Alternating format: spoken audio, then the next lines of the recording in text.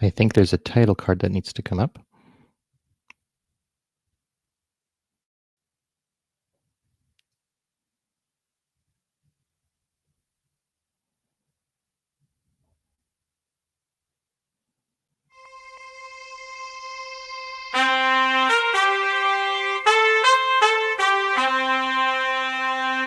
Coconut!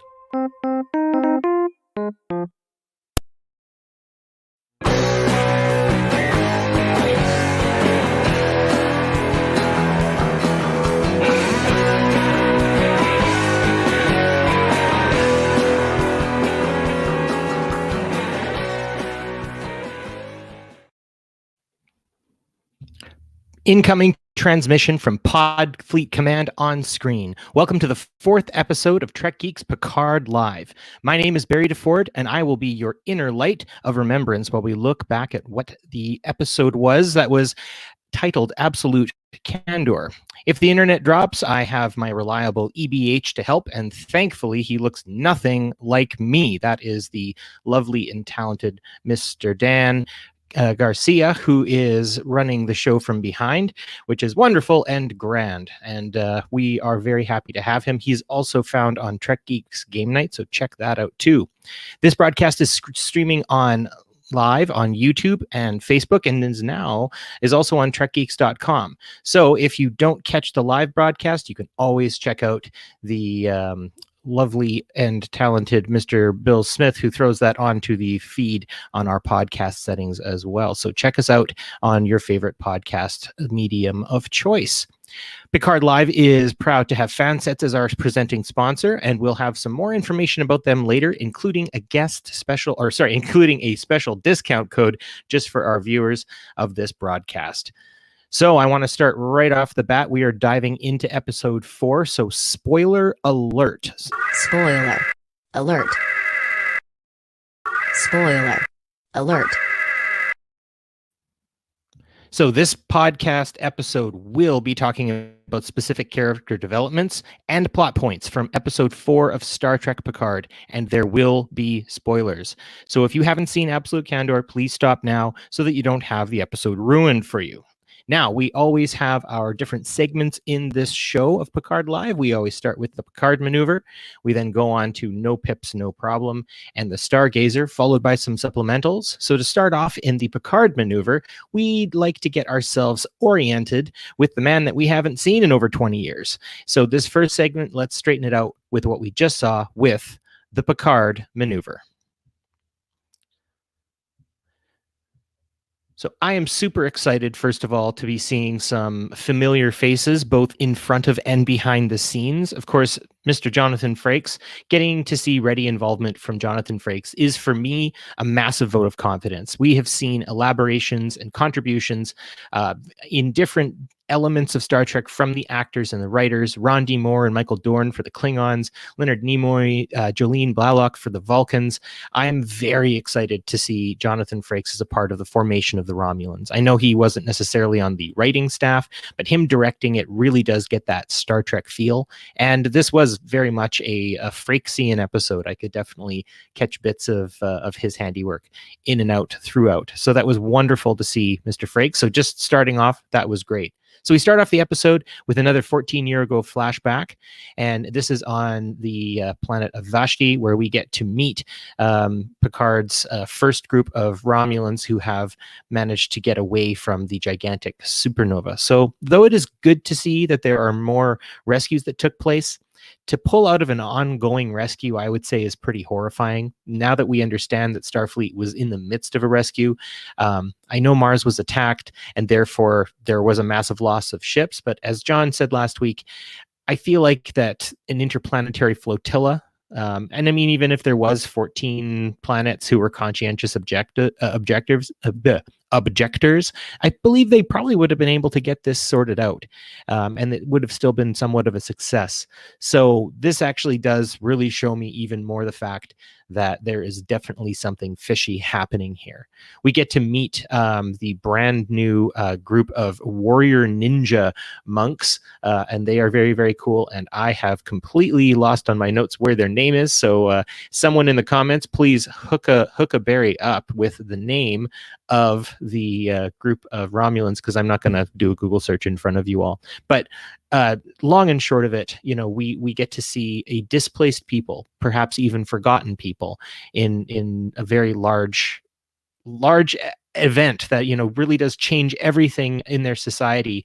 And the Federation has, in this respect, done absolutely less than nothing in a lot of cases, and it is an insult, I think, in a lot of cases. And I think Picard's so quite right to be very upset. I mean, seeing him come apart when he returns later in Champion is important, and I think it's important that he feels that loss. We also get a chance to see Picard's new crew getting a bit of a fill-in. Oh, 1 second here. Mr. Thad Haight has come to my rescue. The Quat Milat. Thank you very much, Thad. You are a poet and a scholar. And for those of you listening, I just did the Quat Milat greeting. Oh, Chris Hackney also brought that up, so thank you very much as well. You both are superstars and get episode savior of the episode or something like that. Anyways, back to the new crew. I'm so excited to see Rios developing even more and even more as he gets as he starts to form himself. He becomes more and more people, and it's kind of neat seeing a bit of a personality conflict with himself manifested through the AI of the ship. But also, I'm noticing that there's something possibly between Jurati and Rios, which could be interesting. I had trouble pinpointing, actually, what Jurati's intentions were with Rios when she came out and said she did all of her work and then went on to water plants and such. And I would say that maybe talking about one's parents is, in my estimation, not particularly an effective way to get someone's romantic interests, just saying. Also, it would appear, as I said earlier, that Rios has enough relationships with himself. I'm finding it interesting that he finds it necessary to make all of the emergency auxiliary holograms look like him. I just feel like that's the worst possible choice that he could have made. But I guess that's something in the story that will continue and grow, I'll reckon, from there. So I do think that's kind of a fascinating bit on Rios. Part of me even wonders if maybe he's a hologram. I don't know. But that's yet to be said and yet to be understood. We find ourselves on the artifact. Narek seems to be over his head a little bit. He's kind of pinballing his way through his secret clandestine operation of love with Soji.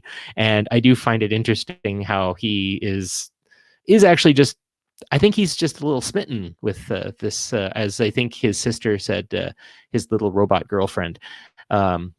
We also learned that not even beings like the Borg can resist a slip and slide. I think that's pretty great. Seriously, though, I'd pay money to see a reshoot of the rock and roll bit from Risky Business, except performed by a Borg. I think that would be pretty entertaining. And I also do have to say, though, that right now, in terms of Narek, Soji's fascination with the Romulan crew who was assimilated is a little more interesting to me. Of course, we've got that sort of lore-based, the little triangular Romulan fortune-telling cards and everything coming into play. I do see a marrying of technology and spirituality being explored, which is always great to see in Star Trek. So I think Narek is a character. I think we're going to see he's kind of revving his engine still a bit, and he'll become more important in time. But right now, I think he has yet to steer himself or be steered in a specific direction. I do like how Soji is just continuing to dig. And I do like that Narek says that he notes that in her, and I think that's what he likes in her. We do end up back on Vashti. Nobody seems happy to see Picard very much coming back, and I would say that's pretty on the nose and pretty actual. Like, I mean, why would anyone be happy to see a human? There's also a lot of xenophobia that started to creep up, and that, I think, has a lot to do with the dislodged planet out of orbit kind of feel that we're getting from the Romulan society as it exists post-supernova. So, last little bit of the Picard maneuver before I welcome our guest on. I just want to talk a bit about Elnor himself. I think there's definitely a struggle with patriarchy in this manifestation of Romulan society on Vashti. They call him sister brother a lot, and I would really like to see that phrase get turned into a positive. Kind of like how suffragette gets turned around from a derogatory to an empowering name. I think that would be kind of interesting, and I appreciate the premise of his character, and I find it sort of relatable. I myself, actually, just a bit about me.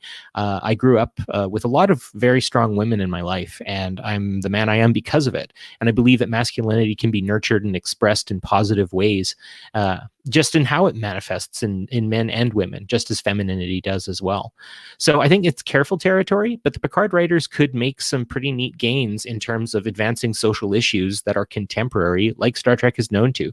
Maybe in time laying the groundwork for a fully actualized character, say a trans character, that would need no padding to their story. I know Dax definitely sort of dipped its toe into that kind of world, but I would really like to see something even greater come up of that. I remember one time I was on an episode of Brandon Metallo's show Warp 5 with Dan Deavy. He's the host of Gaze in Space, and Dan mentioned something I think would be wonderful: to have a few characters in the Star Trek universe who were trans, but one who didn't decide to transition and then just remain actualized as the person they are completely. I think that would be super neat to see that kind of grow and become a thing possibly. So that's my thoughts on Elnor. I think he's a really interesting character, if a bit sprightly and possessing a sort of killer innocence. So that's the initial part of the Picard maneuver, just in a nutshell. And I'm really glad to see everybody up here. This is great to see everyone coming on and commenting and everything. And I'm looking forward to engaging with you folks. So if you've heard some things, we can go. I just want to bring one thing up about Narek. I think that's a really good one. Chris Hackney says he's going to be the Theon Greyjoy of Picard. That's on the nose, and I think you're kind of correct there. He's definitely coming off as something of a Greyjoy. Very well put. I like that a lot. So I think I should bring forward a man who needs no introduction whatsoever. I have Mr. Bill Smith of the Trek Geeks podcast on the show. Bill, how you doing? I'm great, Barry. Thank you very much for having me. It's great to be on this show, your show, that I may have heard of before, allegedly. Allegedly. It's not like you've been so extremely instrumental in helping me out getting this thing going. So mad props to you, my good friend. So first of all, I rattled through a number of things on the Picard maneuver. Is there anything you want to address before I start asking you some heady questions? I'm a little concerned that that he could turn into the Theon Greyjoy of Picard, especially knowing what happens to Theon Greyjoy. I'm just going to throw that out there. Reek anybody. Yeah, no, yeah. I do hope, but I mean, at the same time, his sister is stone cold. You can tell. She does not care. That is a very gross thing to think of. But yes, no, you're right. I think he could end up getting steamrolled pretty badly. One thing cool that I just want to bring up as our listeners are on and watchers are on, Sunday, April 26th at the Bank, New Hampshire stage in Concord, New Hampshire, you guys will be live, kind of like I'm live right now. So it's like I'm lacing the track and you guys get to lock the flow. This is amazing. I didn't know you were going to pop into a plug for Trek Geeks Live. We will. We're doing a live podcast recording of Trek Geeks to benefit a local charity called Granite State Dog Recovery. All proceeds from the night are going toward that. And it's a live part kind of TED Talk, part live podcast recording, and then there will be an outtake at the end. And by outtake, I mean brief musical number. So tickets available at trekgeekslive.com. I think they're $10 now, $12 at the door, but it's going to be a fun night. I need to get to the East Coast somehow. The live musical number? Are you crazy? That's awesome. It's going to be different. We've never done anything like it before, and we're excited. I have to learn the ukulele in order to do this and pull it off. Okay, well, I'm excited to hear that. Well, I want to talk to you specifically about Romulan society tonight and the idea of this absolute candor. So am I right in my thought that you find Vulcan culture particularly fascinating? Was it in your Trek profiles or somewhere along the line, I got the idea that you liked Vulcan society specifically. It might actually just been from seeing you in a scant as a Vulcan a few years back. So I mean, there's things you can't unsee. So maybe that's where I'm getting it to. So Vulcan logic. Am I out to lunch on this, or are you a particular fan of it? You're not out to lunch at all. In fact, I do have a soft spot in my heart for the Romulans simply because they are just guile and deceit every time they're on screen. I actually appreciate both societies, not necessarily in the positive sense, but I do have a fondness for Vulcans, and I do kind of love the Romulans. I'm not going to lie. Okay. So, in terms of absolute candor, the first thing I need to ask is, when is CBS going to be getting you and Dan Davidson on as consultants for absolute candor? Because, you guys kind of just stream of consciousness your way through hundreds of episodes of Trek Geeks. I don't see that ever happening. I think CBS would probably be in rough situation if they ever called on Dan and me for anything. Well, that would show you how low the bar had sunk at that point. And since they are doing pretty well, they certainly have no need for us two idiots, or we two idiots. Okay. Whatever. So then what parallels, pitfalls, and potentials do you see in the ethos? And for those of you watching on YouTube and on Facebook and on TrekGeeks.com, please get in on this. I'm going to keep my eye on. Dan Garcia will keep an eye out as well for any good comments and stuff like that, because I want to know, what do we think about this new ethos? Because it harkens a little bit to me of the difference between liberalism and libertarianism, where sort of liberals believe in a outright rule of law that upholds liberty, and then the other that kind of believes in a, liberty only achieved through the removal of kind of bureaucratic law.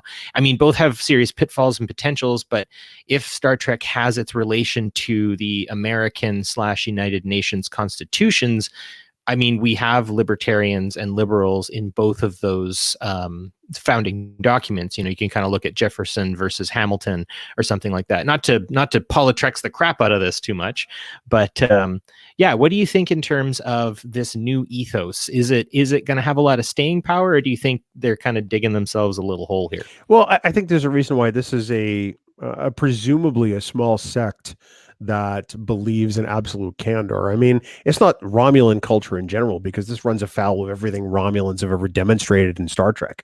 So it's clearly these ninja nuns, as I've taken to calling them, that believe in this doctrine of absolute candor. I believe that they were probably, a group or a sect that lived in fear of the Romulan Empire to some extent, because I mean, you either towed the line of what the Romulan government wanted you to say and do as a good Romulan, or you were, dealt with summarily.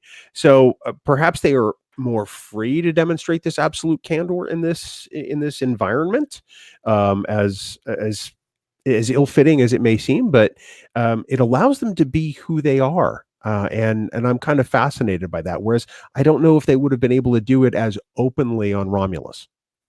Yeah, I would agree with you in the sense that they seem at odds with the rest of Romulan society. And I wonder to some degree if they are some kind of proto offshoot of logic, in the sense that I think both extreme logic and extreme candor or absolute candor requires a fair amount of emotional fortitude. In both senses, you're going to need to kind of have a pretty good understanding of who you are and what your relationships are, to be able to be so incredibly open with a person, or to be so incredibly sort of I guess reserved in that respect. I don't know if you'd see something kind of like that, in the sense that maybe absolute candor and the logic of the Vulcans actually might have some connective tissue with one another?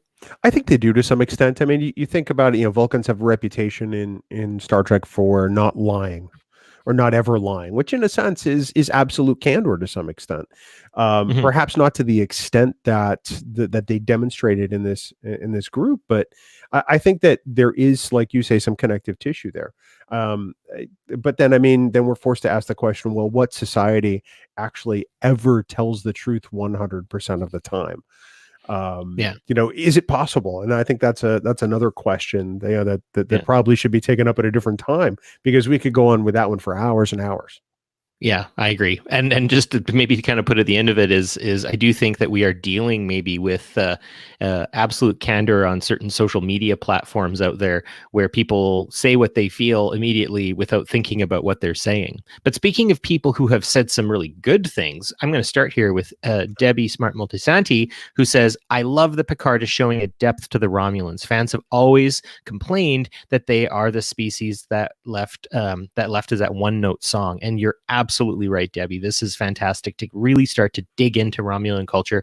I've wanted this for a really long time." And so, Bill, you said you've always kind of liked them as the sort of ever baddie. Do you see something more here as being beneficial? Oh yeah, absolutely. We figure in next gen, the Romulans were always, "Hey, we're gonna do something bad next time we see you," and then we'd see them again, and they'd be like, "We're gonna do something bad the next time we see you. Don't let us catch you here again," and they'd continue to do that. So it was the constant, just you wait till your father gets home kind of deal. But I agree with Debbie 100%. Hi, Debbie, by the way. Yeah. Hi, Debbie. We just moving down here.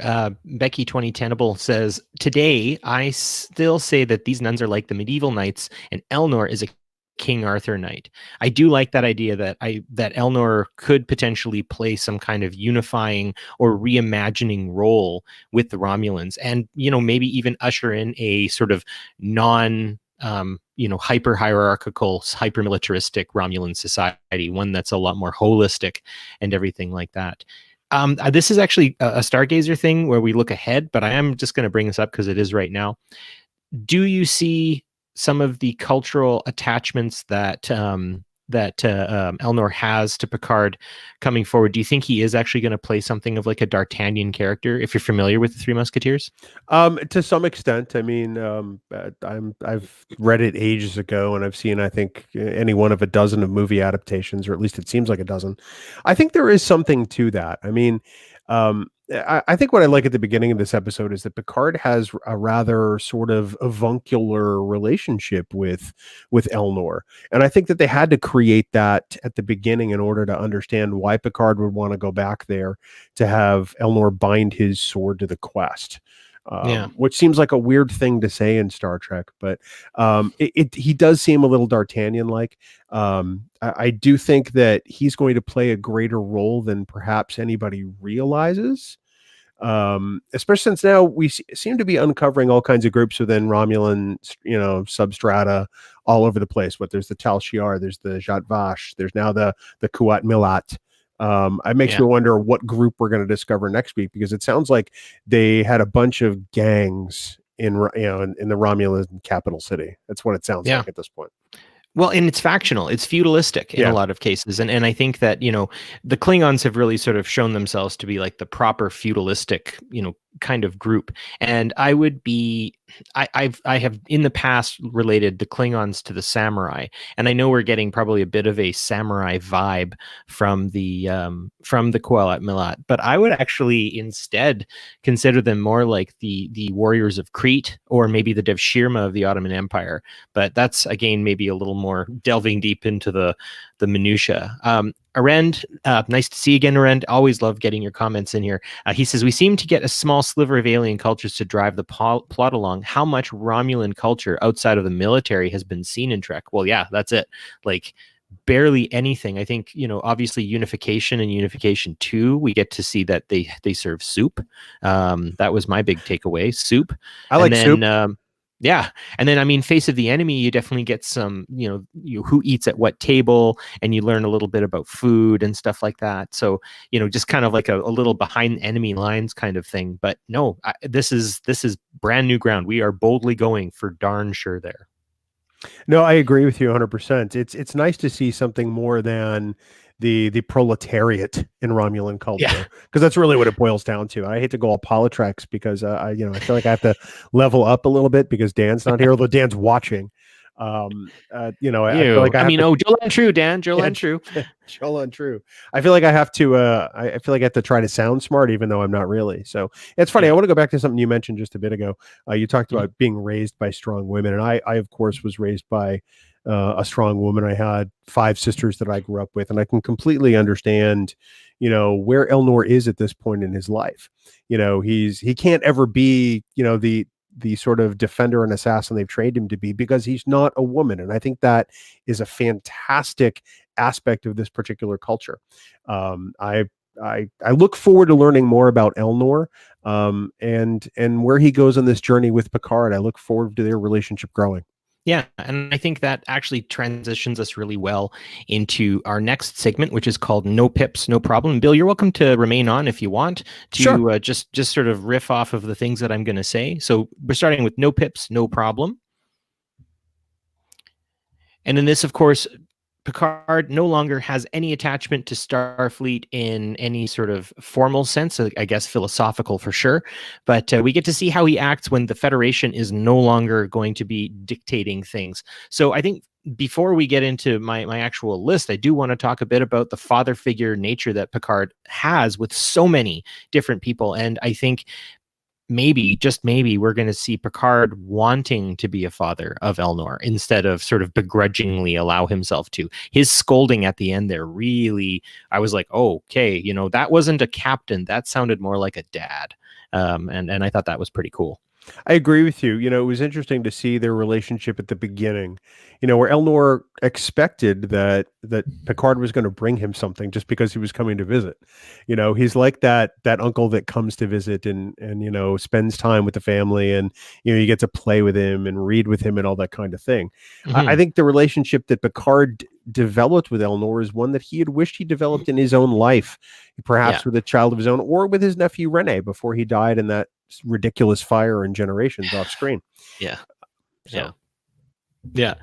And then, I mean, I'm going to kind of shift without the clutch here, but also seeing Picard acting on a ship when he can't be captain is a new fresh hell for him, and I think it's a delight. The crew, I do have to say, the autonomous crew themselves, and the fact that Picard is not the captain he used to be. I mean, this group of misfits, and really and truly they are a far cry from anything. Everyone sort of has a bit of an affiliation to Starfleet or the Federation, but not in any organized manner. And I find Picard can't help calling the shots, but I do think Rios likes it. And I just that second time Picard makes a command on the bridge, I think Rios would have given Jael the boot the second time, but he didn't. Also, another little piece here.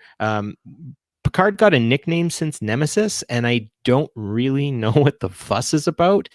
Did you know that there are entire cultures where people and individuals have name changes as they enter and exit phases and relationships in their lives? So I don't know really what to say there other than I was in a band with a dude named John Paul. We called him JP, and his guitar had an iridescent snakeskin paint job. So I think that hyphenating French double names just purely makes you a badass, right? Well, here's the thing. I mean, and Dan brought this up to me one day at work. In the best of both worlds, Picard is sitting there talking to Admiral Hansen about Commander Shelby, and he refers to him, his superior officer, as JP. And, the fact that Raffi refers to Picard as JL just shows that they have developed a very close relationship over time. That their relationship is more than just superior and subordinate. It says something of their friendship to some extent. And I think that the first 3 episodes, knowing how Picard let her down, says even more. So I don't know why people are fussing over that. If Picard doesn't care, we shouldn't care. No, absolutely not. So one other thing, though, in the no pips, no problem sort of spirit of things, we've got 2 dislodged Starfleet officers. We've got a captain, as I said, who needs a crew, and we've got a crewman who seems to need a captain. Am I wrong in saying that Rios might like a little bit of that, on screen and, shields up and all that sort of stuff? I could see him kind of bouncing up and down in his seat there a little bit. Well, in that one scene in the episode prior, where one of the holograms is saying, look, that's Jean-Luc Picard, captain of the Enterprise, D&E, and he helped with the Klingon succession and all that stuff. Rios knows who Picard is. And now I'm looking at Dan Garcia's lovely face because Barry's Canadian internet apparently dropped. Oh, there he is. Good. First drop of the night, everybody. And the first drop. Perfect. First drop of the night, kids. Well, hey, there'll probably be more. It's Canada. Was I talking or were you? I I can't was. remember. I was. Okay, I was talking about Rios, and I do think that Rios enjoys the fact that he's got not just anybody that was superior on the bridge, but especially Jean-Luc Picard. Quite honestly. Yeah, yeah. It's like having starting a farm league, and then all of a sudden a very, very famous sports person at some sports ball game shows up and wants to play. Yes. So no, it is really good. The Federation has failed you, and you'd mentioned that with Rios, and I want to just kind of delve into that. I think Picard is right in saying this, that the Federation has failed the Romulans. He failed Rios. Picard failed Rios, but I think more than anyone, Picard didn't fail anyone but himself, not by his inability to rescue the Romulans or people from Remus, but more that he thought he could do it and not fail. And I mean, that's the first mistake, right? Heroes often fail.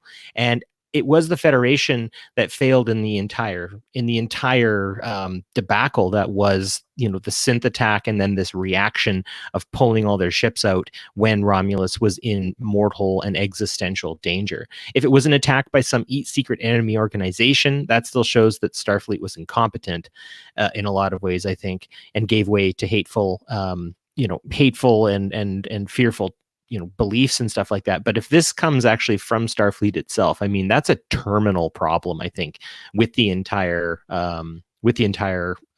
sort of concept of what Starfleet is.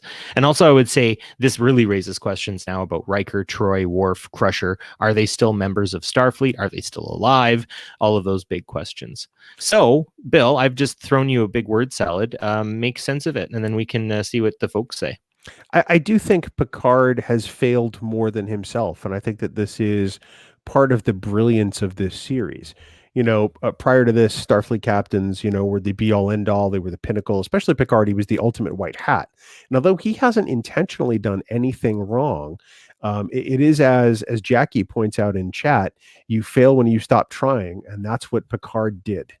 He not only stopped trying to resettle the Romulans and to get them evacuated, he also failed with Rafi, and that was a huge failure on his part. He had a responsibility. She was in that boat because of him, and he didn't need to get her out of it. But as a human, as a friend, he should have said, "Hey, how are you doing? Are you okay?" So I think that Picard is dealing with a variety of failures because, as he said, he didn't. He went home to essentially live out the rest of his life and didn't go home to keep living, to paraphrase. Yeah. So that's kind of how I do think he's made multiple failures, not in addition to himself, but he's made a couple of significant ones that he's having to come to terms with, and he's not been in that position before. No, and Becky kind of echoes that. She says here, I agree that the Federation failed, but I think Picard failed to follow up, even as a private civilian. And Kirk did the same thing. And yeah, it is that kind of idea of once their wings are clipped, they just they don't even sing anymore. It's very sad to see in that respect. So yeah, that's definitely something. I want to just bring up another thing here. Jonathan Hamilton, I don't know if we've seen you before, so welcome to the show. And if not, well, he says here, I've had moments in life where I couldn't accomplish exactly what I wanted, and so gave up on the whole venture. It's a human failing, and Picard is only human. Absolutely. And for us to be able to draw that back, I mean, that's the joy of Star Trek, to be able to see that in ourselves. And this is Picard's redemption story as much as I think it's Starfleet's redemption story as well. Another big one that I really like is the idea of character interplay.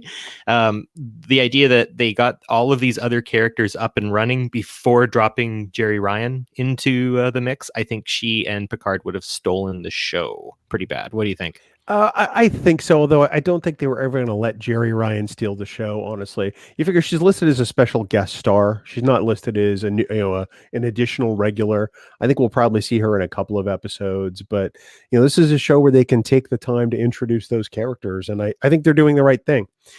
Even introducing Hugh before this, I think that made great sense. And we're waiting a while to see Riker and Troy too, so I'm all set with that. So I don't know that it would have been that big a distraction from the rest of the crew, but I think they did it about as well as they could have. All right. Well, I'm noticing I'm getting a little laggy there, Bill. I'm just going to ask you if I'm okay here. I'm just noticing things are lagging out. If I drop, the EBH will pop back in and we'll be good to go. I think it's this point that I want to just take a second here for everybody and just talk a little bit about our wonderful sponsors and Trek family at Fansets.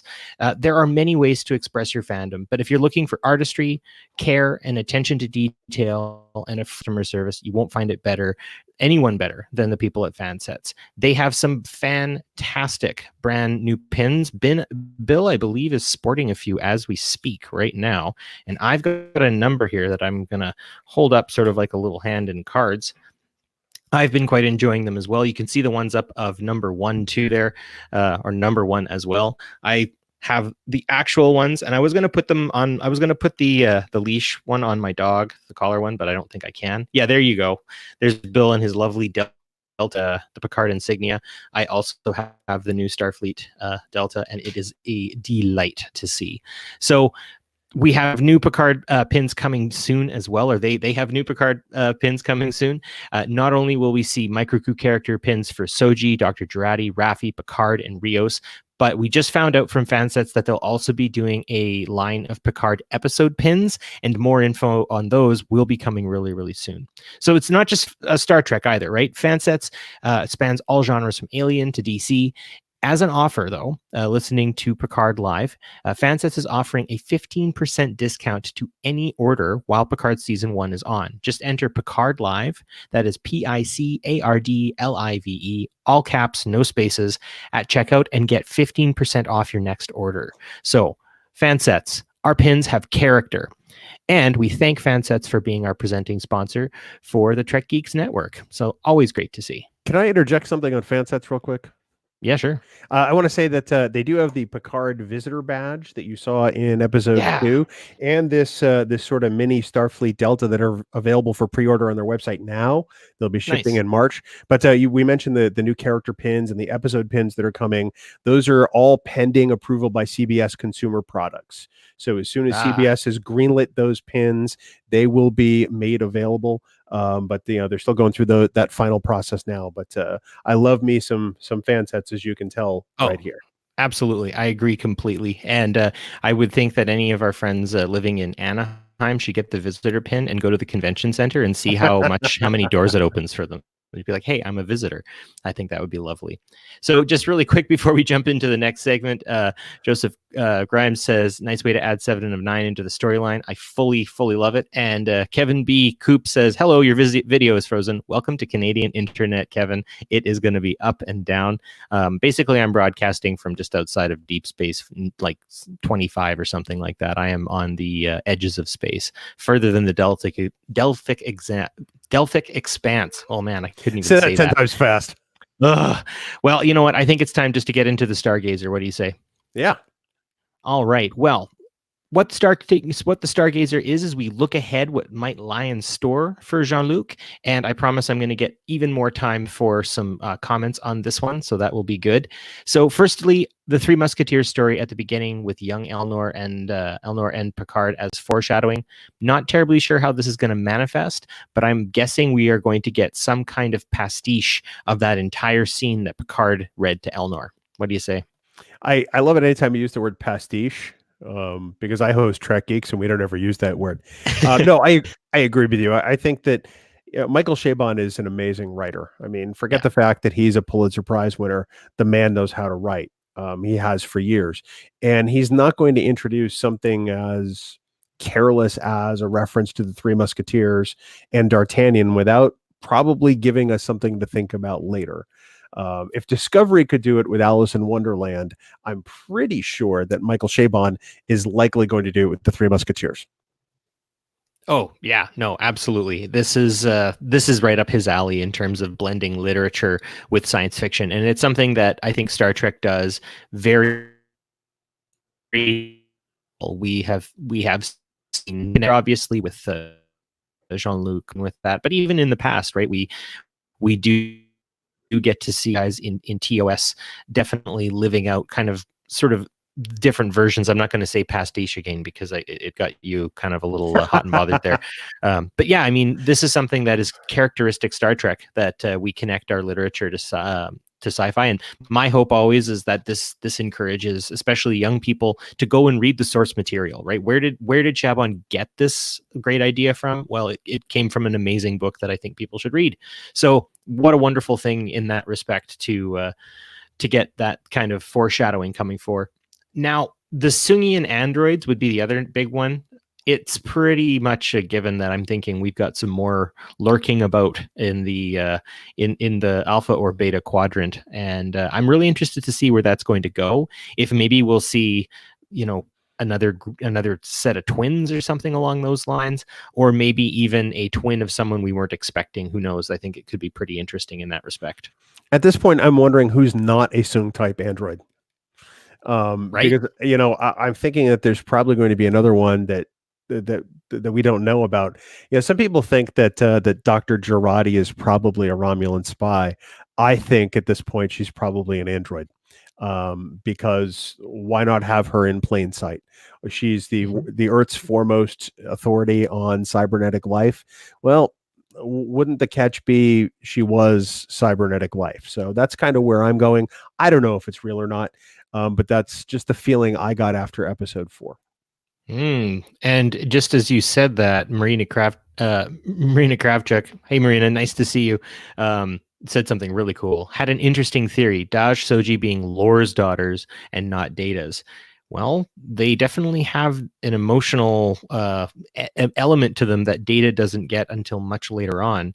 So, and he could toggle his emotions, which I think is kind of entertaining, especially considering we're dealing with Romulans being absolutely candorous, and then, obviously linking that back to the Vulcans. So emotion, AI, spirituality, technology, and redemption, right? This is some pretty great ground we're covering, but I like that. Maybe they're Lore's daughters. Who knows? That's as viable a theory as anything else. I would rather see that than actually see Lore. I don't need to see Lore, but if for some reason they had a tie to him, that would be interesting enough.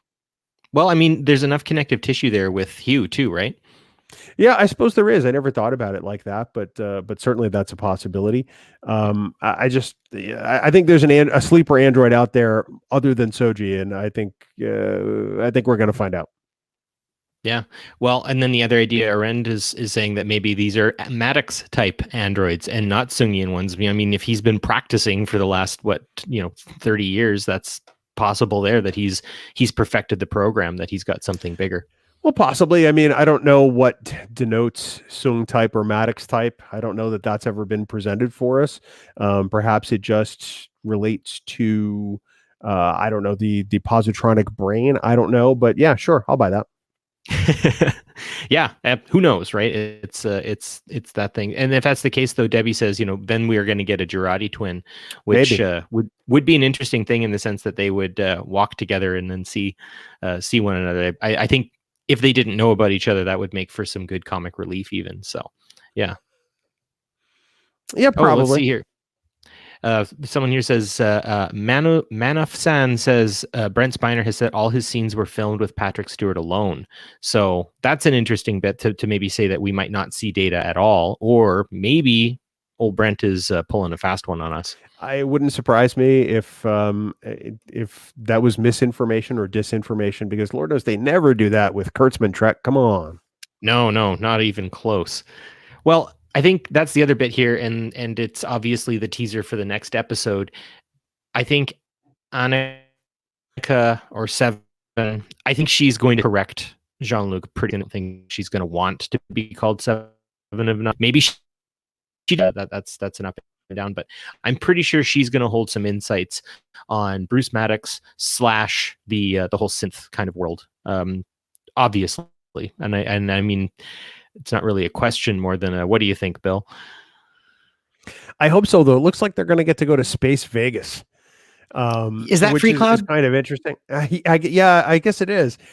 Because you got Rios in that rather sort of garish purple coat with some kind of boa, and you got Picard in a beret and an eye patch. I mean, this just screams camp Star Trek if nothing else does. In the future, it worries me that people are still wearing these things. I thought we'd evolved as humanity.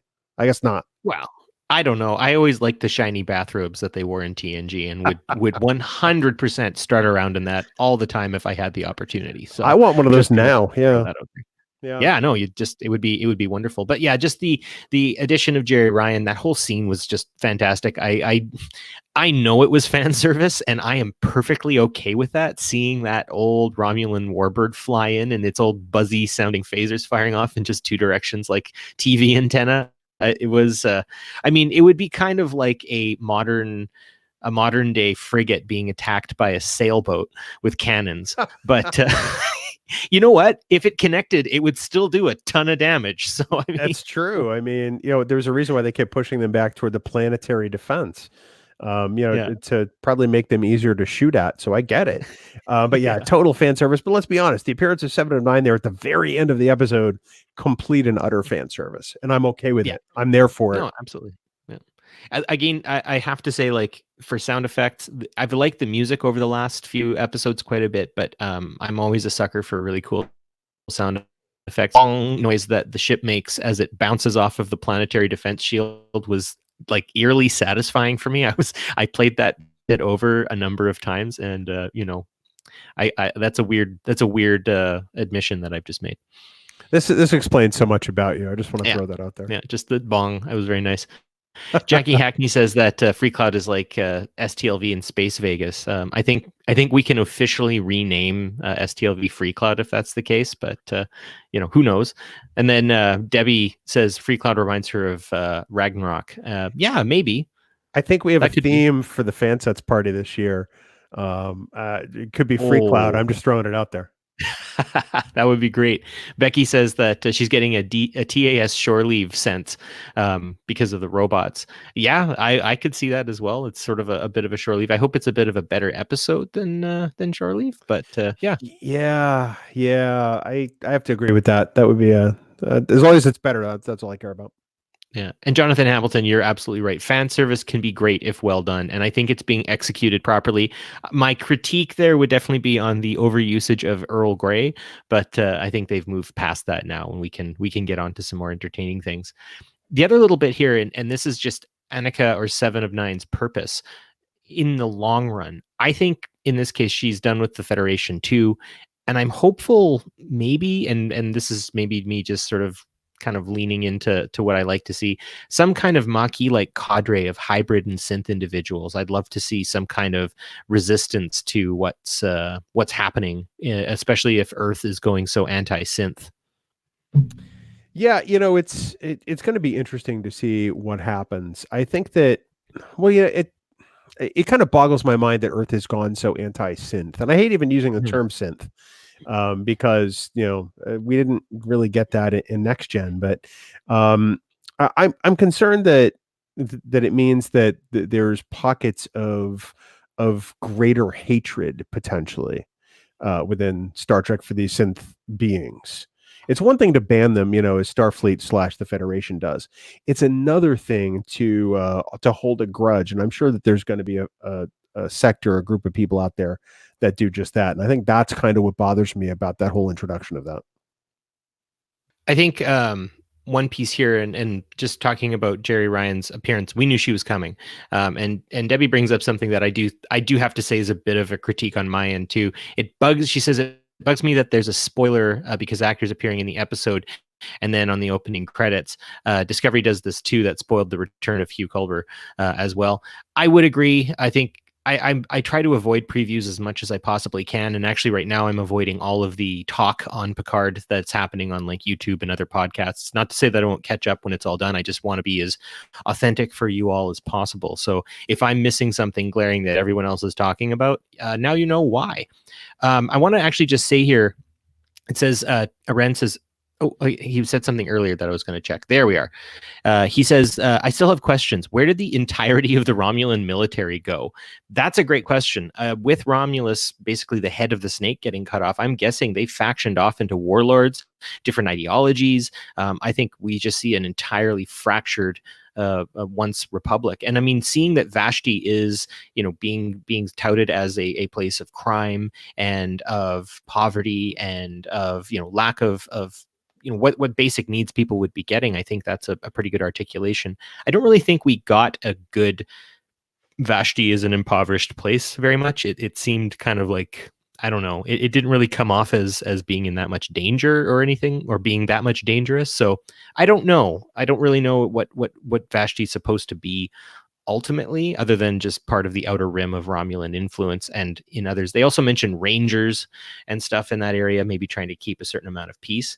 But I would say that the Romulan military has just sort of dissolved as their republic did.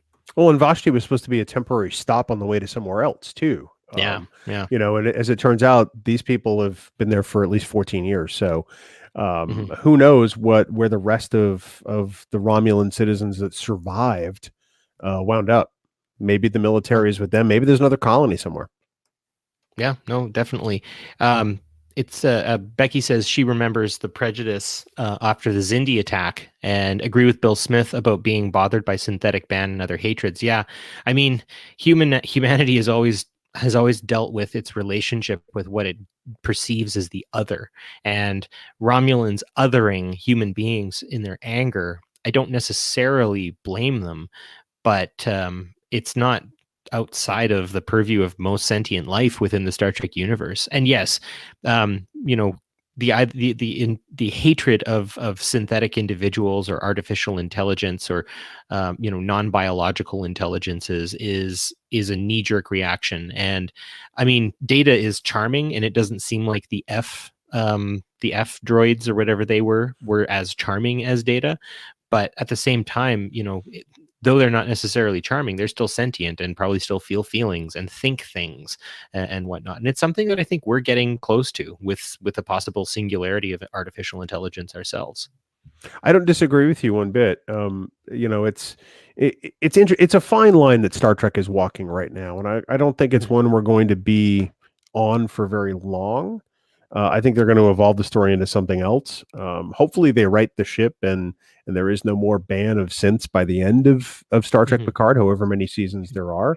But I have to believe that you know, that Michael Chabon and Kirsten Beyer and Akiva Goldsman and Alex Kurtzman introduced this for a reason. Perhaps this is the thing that they need to get past. Perhaps this is the ship that needs to be righted as far as futuristic society. I don't know. Yeah.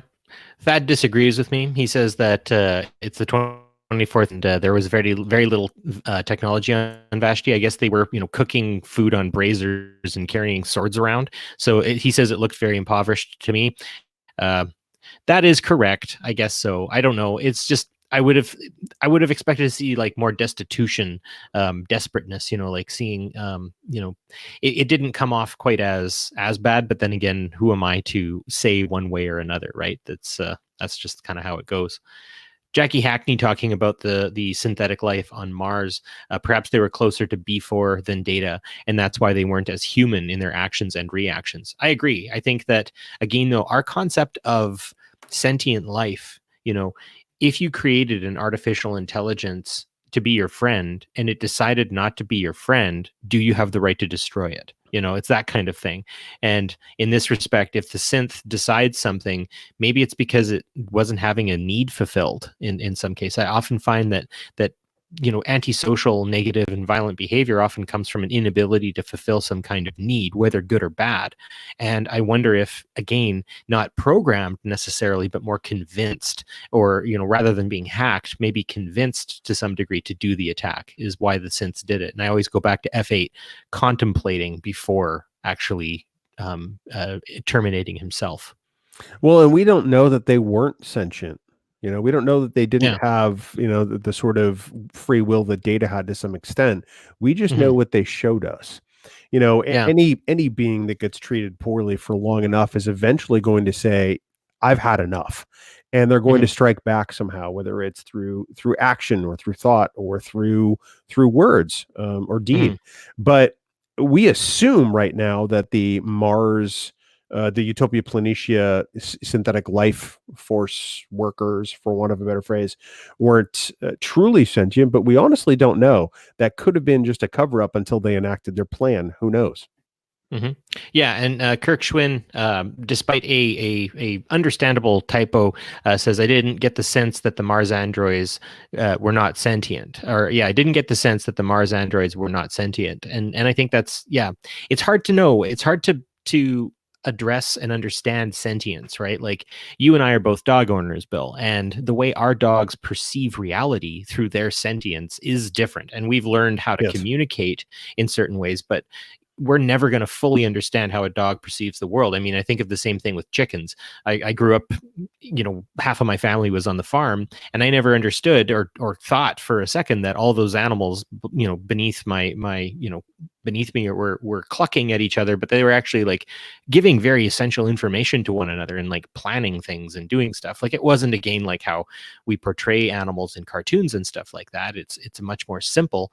But yeah, I think there's a conceit of sentience that we as human beings have, and I think it's going to knock us right in the nose in real life, and it's going to happen very soon. I agree. These Mars workers were essentially toasters to the people who worked at Utopia Planitia. And that's really the horrible statement about what happened, is that for beings who were considered alive, most likely, they weren't treated like beings who were considered alive. And that says something about us in the future and today. Yeah. Jackie Hackney says that we do expect sentient androids being like us, but aliens can have far more freedoms in being different. It's not really fair. I agree. And then Becky says something. She disagrees with me. She says that she believes that the androids on Mars were hacked and not given a chance to evolve beyond their programming. Yeah, it's up to debate at this point. And I think that's interesting. I want to add one last bit here. Debbie says, but I agree they weren't as sophisticated as Data. No one has been able to reproduce Soong's work. Definitely. Without a doubt. I don't think, I think somebody has, and it's probably eclipsed it, but that is yet to be seen. Yeah. One last little bit here in the supplementals that I want to get into. Let's switch off to supplementals, and then we'll add some comments and start our finishing up of the show here. This has been a lightning conversation. I've really enjoyed what everyone's been saying, and yeah, you're pretty okay too, Bill. Yeah, thanks. As a supplemental, I just want to talk about Narek and his sister. I don't like their interplay. I don't like anything about their story. I'm kind of bored by them. They remind me, like I said, of villains from Sailor Moon to some degree. There's a super baddiness and stuff to the sister. I can understand what they're trying to do, and I do not for one iota of a second fault the actors. This is possibly just a me problem. I just it's as you would say, Bill, if someone asked me about their whole story right now so far, it's a meh kind of feel to it. They're the Lannisters. I mean, that's what it is. I'm okay with it. It's a little too on the nose as far as Jamie and Cersei. But that's who they are. It's the role they're going to fill. I don't know if they're as gross and disgusting as Jamie and Cersei at times, based on their conduct, but I have a feeling that it's only going to get worse. I have a feeling that they are going to exert some power that people don't necessarily realize they have. That's kind of the sense I got. Absolutely. Jackie kind of brings up the sister comes across as maybe trying a bit too hard.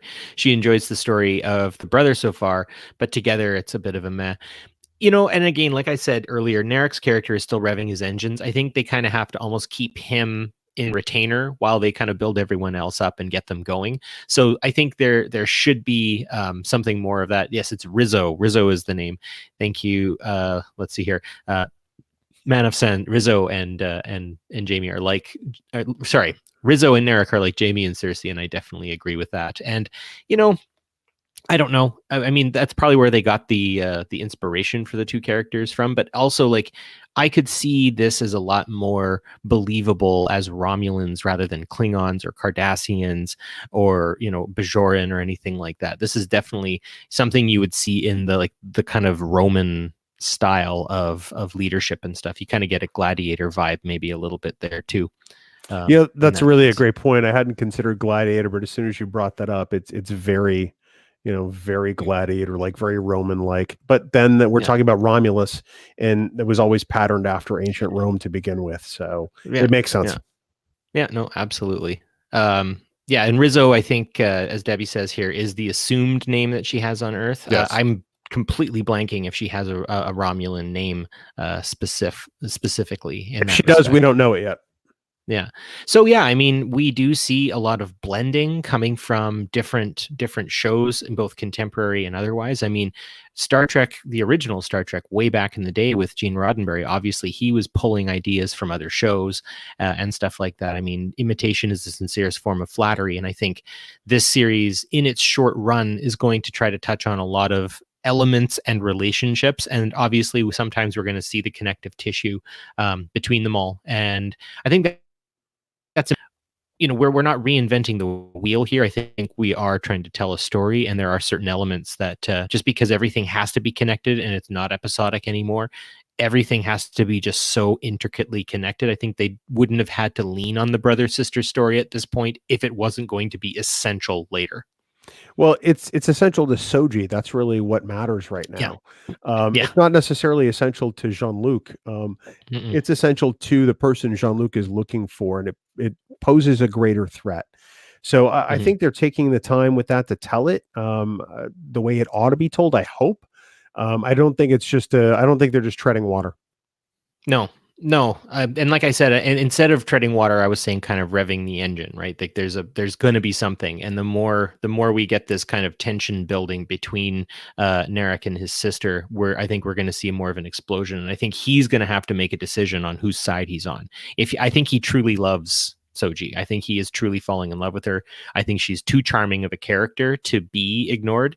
And I think even though he may be some kind of, Jat Vache or Tal Shiar or whatever, I think he's smitten personally. At some point, Soji is going to be activated. Mm-hmm. And I am curious to see what happens to whom at that point.